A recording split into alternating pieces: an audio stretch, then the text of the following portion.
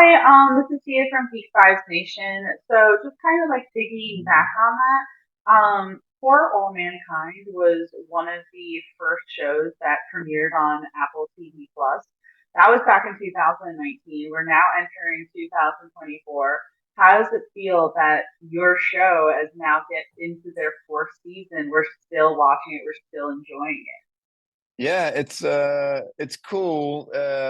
I'm very happy that this show in particular sort of caught on, and because it has such a unique vision, and it's really trying to do something that has never been done before, and especially because you see all these jumps in time, and how scientific progress has accelerated in the world of this show, and we also get to really see the lives of these characters.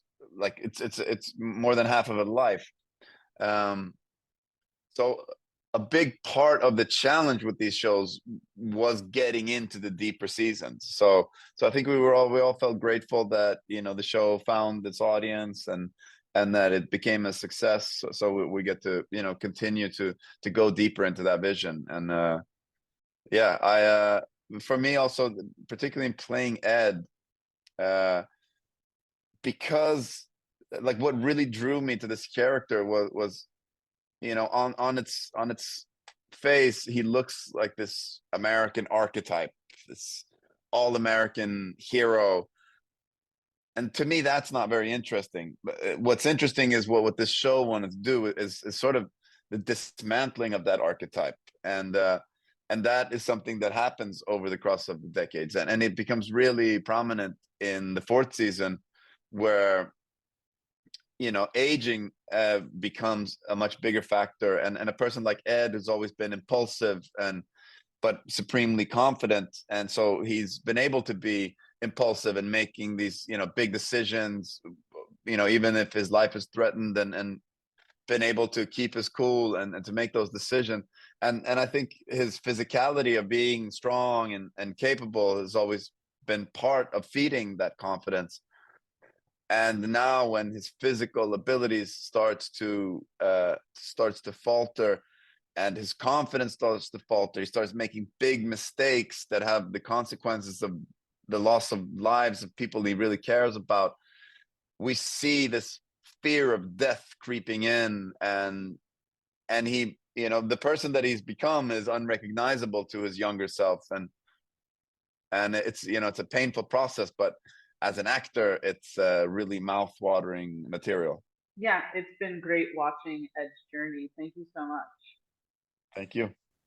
So again, you've been playing Ed for four seasons, and there's a lot of jargon that goes with playing Ed, being in space and everything. Have Do you feel as if you use any of that in real life, or have you like what has caught on necessarily that now you're learning from playing an astronaut for four seasons?